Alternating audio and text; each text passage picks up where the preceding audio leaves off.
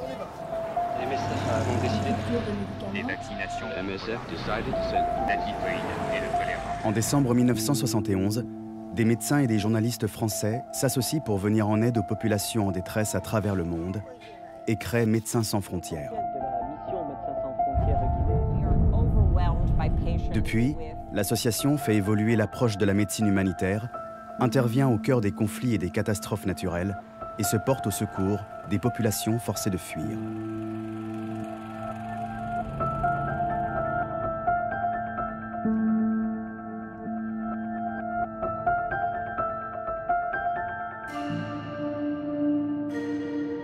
1979.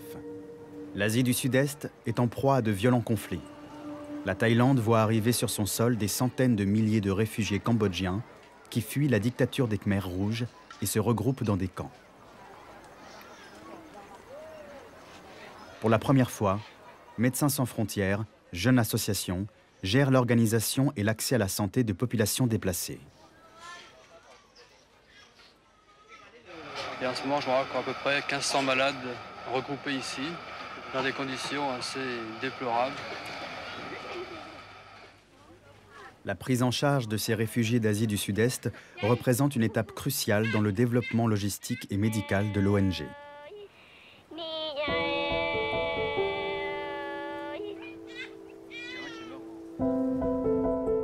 Début 1979.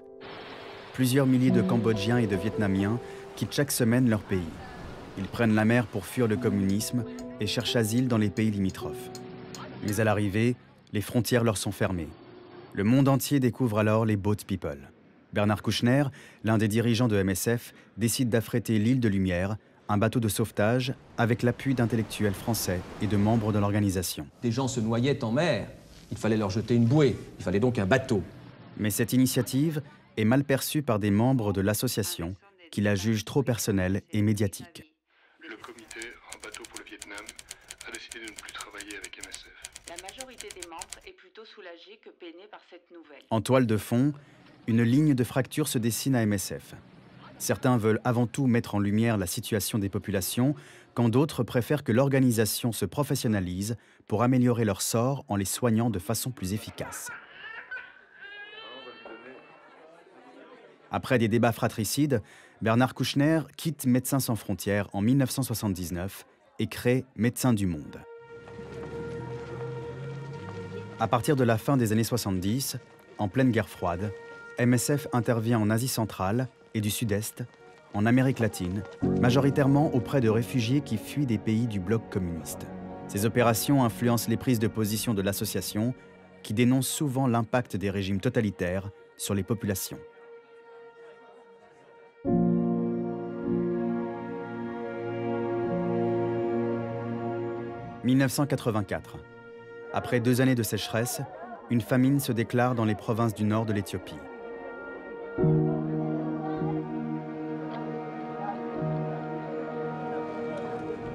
Aggravée par la guerre avec l'Érythrée, mais surtout par la politique de collectivisation forcée de l'agriculture menée par le régime pro-soviétique du colonel Mengistu, elle touchera des millions de personnes. Il est marasmique, il lui manque des protéines et des calories. Mais le problème, c'est une surinfection, une maladie quelconque sur un terrain fragile comme ça. C'est beaucoup plus difficile, évidemment, à soigner, quoi. Grâce à une campagne médiatique historique et à une prise de conscience internationale, l'aide alimentaire afflue. Affamés, les paysans sont attirés vers les centres de distribution de vivres mis en place par les autorités dans le sud du pays et chargés comme du bétail dans des camions souvent réquisitionnés auprès des ONG.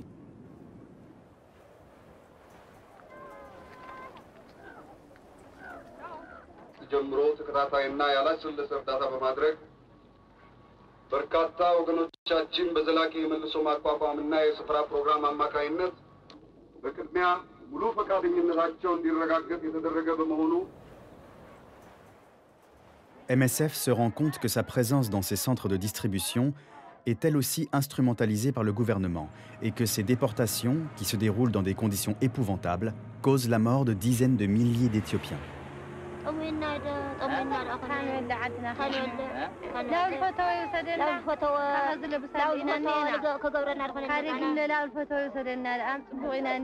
On était utilisé comme une sorte d'appât qui attirait les populations, et une fois qu'elles étaient regroupées, on envoyait les camions qui en principe étaient destinés à transporter du grain. Ça s'appelait des transferts de population. En réalité, c'était une déportation massive. On était l'instrument d'un pouvoir totalitaire et on n'était plus du tout une aide humanitaire destinée à la population.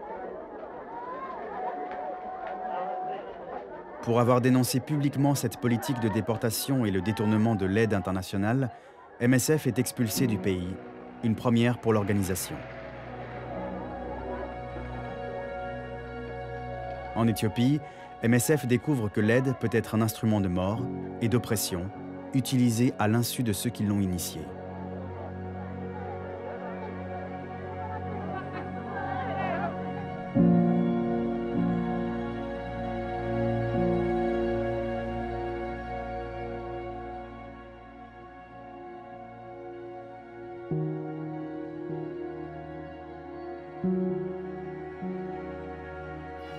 De la Thaïlande au Congo-Brazzaville, du Salvador à la Guinée, des Balkans au Malawi, les mouvements de population forgent l'histoire de MSF.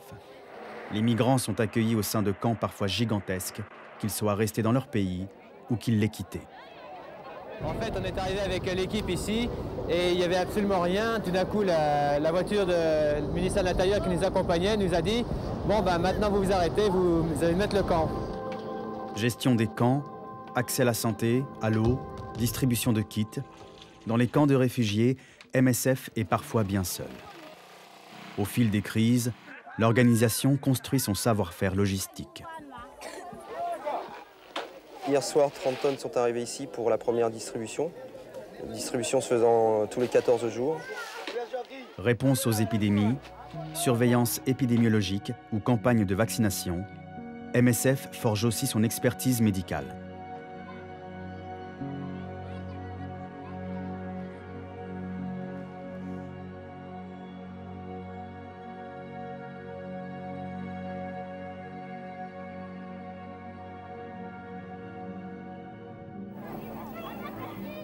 Durant l'été 1994, au lendemain du génocide des Tutsis rwandais, plus d'1 million de personnes fuient le pays sous l'influence et souvent la menace des milices extrémistes Hutus responsables du génocide.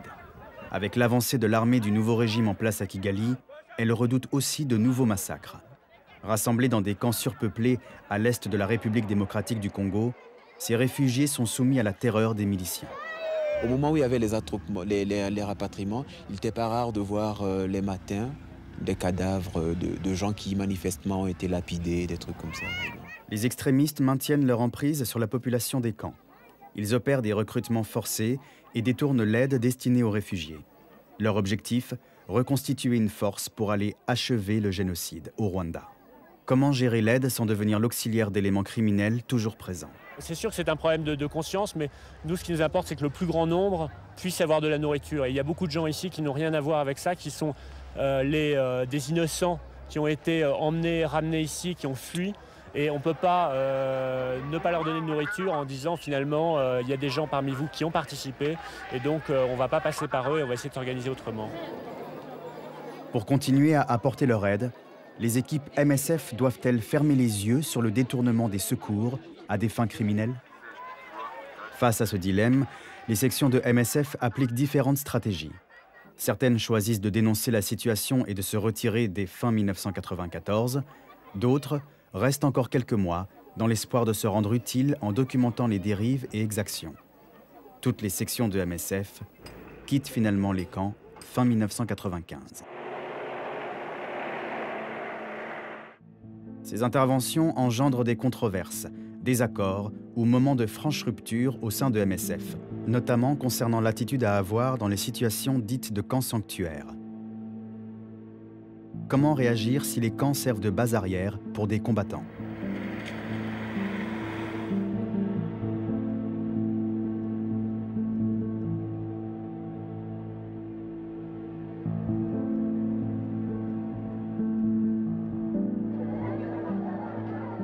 Les camps sont des lieux d'extrême vulnérabilité. Promiscuité, éclatement des familles, insécurité.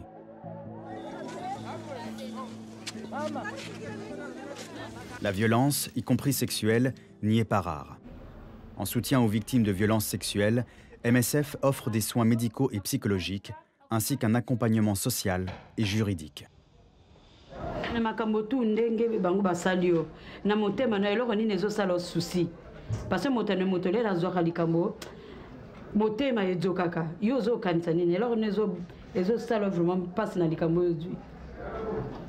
najua likambo ya mpo nana ni mwana moke na makambo basali ngai ezosepelisa ngai ezosepelisa te epe ana boma likambo te nana boma.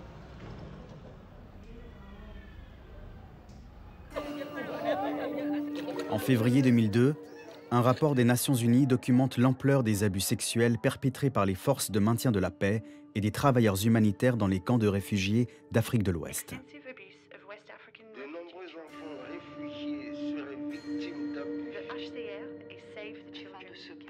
Sur des cas de violence et d'exploitation sexuelle des enfants réfugiés en Afrique de l'Ouest. C'est l'une des premières sonnettes d'alarme sur ce phénomène, avant que d'autres exemples n'entachent l'humanitaire dans les décennies suivantes. Le dénuement et la dépendance à l'aide exposent les déplacés et réfugiés aux abus de ceux qui sont censés les aider. Dès 2007, MSF affecte une équipe à la prévention et à la gestion des abus pour se prémunir contre ce type de dérive. Ces déplacements de population, qu'ils soient conséquences de conflits, de désastres économiques ou climatiques, sont à l'origine de nombreuses interventions de MSF. À l'été 2017, après une nouvelle flambée de violence et une répression féroce de l'armée du Myanmar, des centaines de milliers de Rohingyas fuient vers le Bangladesh, vers des camps déjà surpeuplés depuis des décennies.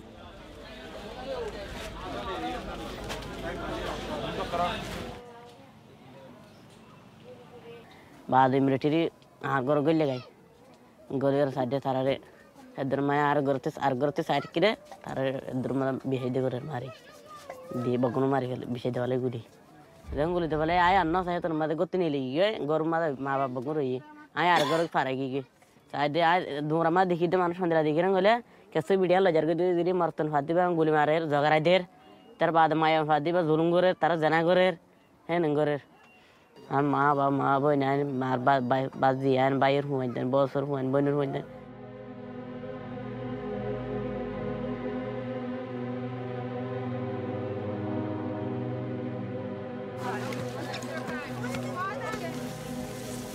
Au lendemain des printemps arabes, la question des mouvements de population prend une autre dimension. Pendant longtemps, l'Europe s'est contentée de les regarder de loin. Mais les changements géopolitiques et les conflits entraînent un afflux massif à ses frontières. Porte d'entrée pour l'Europe, la Libye se transforme en enfer pour les migrants qui s'y trouvent bloqués.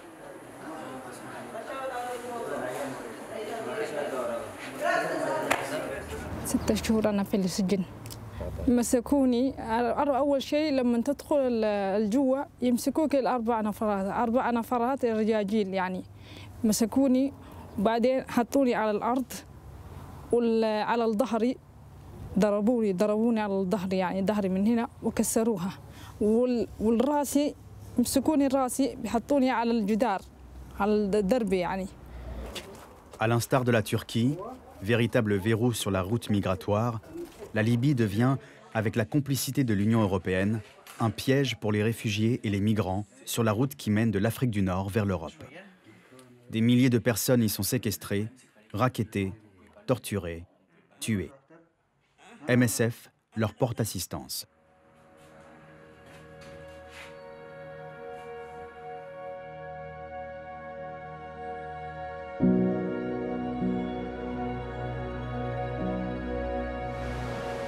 Certains exilés traversent la Méditerranée où leurs embarcations de fortune font régulièrement naufrage. MSF s'engage dans les secours en mer pour leur venir en aide.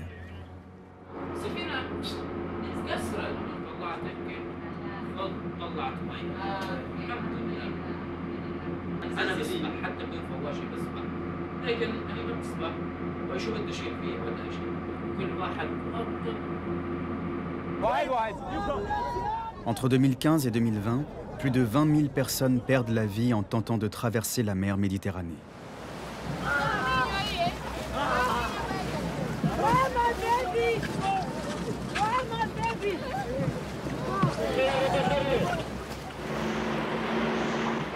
Une fois à bord des bateaux de sauvetage, le calvaire des migrants n'est pourtant pas fini. À partir de 2018, de plus en plus de pays refusent d'ouvrir leurs ports aux rescapés. Les ONG interviennent pour pallier les manques des pays européens en matière de sauvetage en mer, en coordination avec les autorités maritimes compétentes. Pourtant, les associations se voient accusées de faire le jeu des passeurs, voire d'encourager la migration. Cible de campagnes de diffamation et d'actions en justice, les ONG voient leurs bateaux immobilisés ou saisis. Suite à de multiples entraves, MSF est obligé de suspendre à plusieurs reprises ses activités de secours en mer. What is at stake here is more than simply the absurd charges against MSF. Rather, it is the instrumentalization of fear. It's an attempt to demonize people, an already vulnerable group of people. Migrants, refugees, and asylum seekers. They are people, and they are suffering as a direct result of Italian and other EU policies.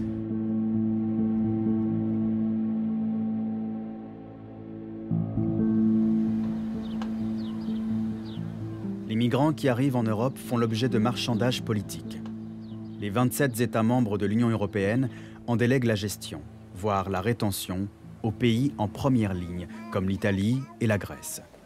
Les migrants, très nombreux, qui arrivent en Grèce, sont parqués dans des camps et abandonnés à des conditions de vie inacceptables.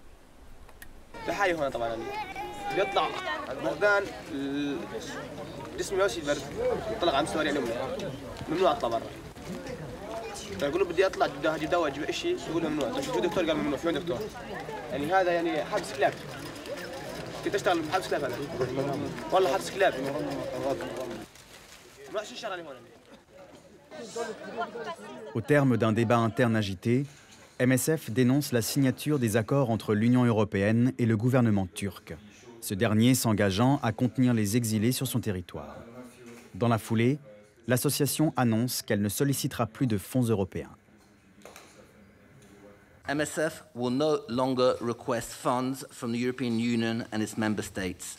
The decision was taken to distance MSF from funding that is used to support a migration and asylum policy which have damaging consequences of people in need of assistance.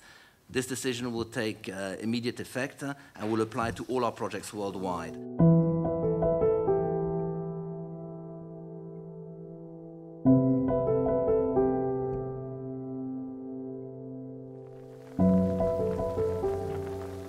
Les conditions d'accueil des exilés, entrés en Europe via la Grèce, l'Espagne ou l'Italie, sont indignes.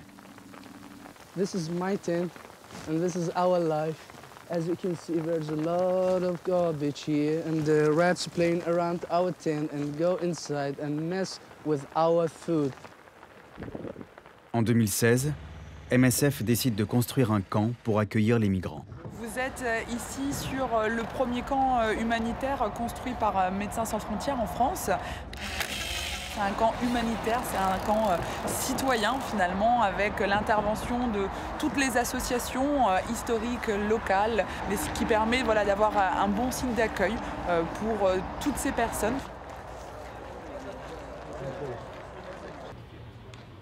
Vivre dans un camp reste une exception. La majorité des réfugiés, en Italie ou en France, vivent dans la rue.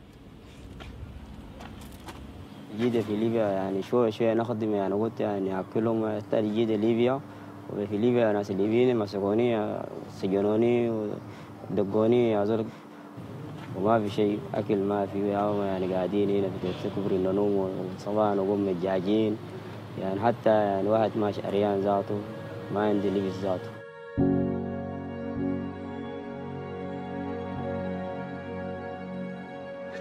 La présence des migrants est un sujet brûlant, souvent instrumentalisé dans les débats politiques. Pire, des pays comme la France mettent en place de véritables politiques de harcèlement des migrants et de ceux qui leur viennent en aide. Nous avons été alertés sur des comportements de la police absolument inacceptables, qui retirent les couvertures des personnes qui dorment dehors, histoire de ne pas les voir dans la rue au petit matin.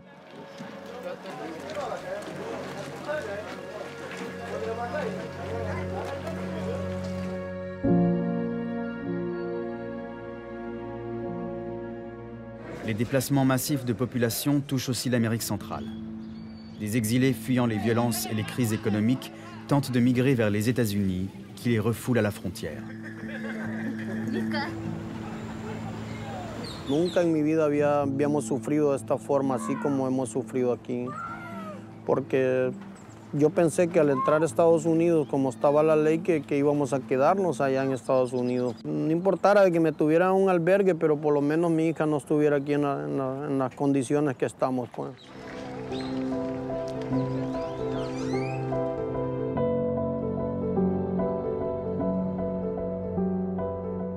Les camps qui s'installent dans la durée, comme ceux de Dadaab au Kenya, des Syriens en Jordanie et au Liban, et de déplacés en République démocratique du Congo et en République centrafricaine, restent un terrain d'action prioritaire pour MSF.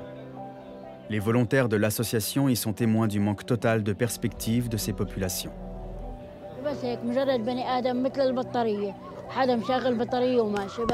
ولا أنا ما في لا إحساس ولا مشاعر ولا شيء تعبانة على الآخر تعبانة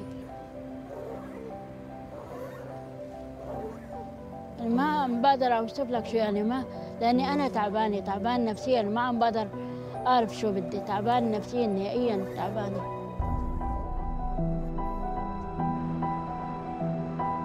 Les années 70 et 80 et l'image positive dont jouissaient les boat people semblent bien loin. Désormais, les réfugiés, bloqués dans les camps surpeuplés d'Afrique ou en mouvement vers l'Europe, suscitent au mieux l'indifférence, au pire l'hostilité.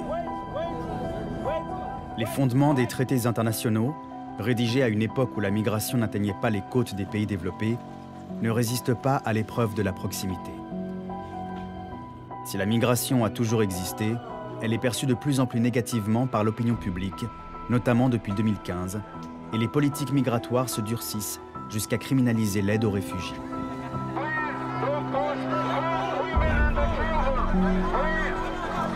Comment agir dans ce contexte? MSF ne cesse d'adapter son champ d'action en incluant des activités de protection, d'aide au logement, de prise en charge psychologique et sociale. Mais comment se rendre plus utile pour ces populations? Que peut-on espérer obtenir par le témoignage et la mobilisation?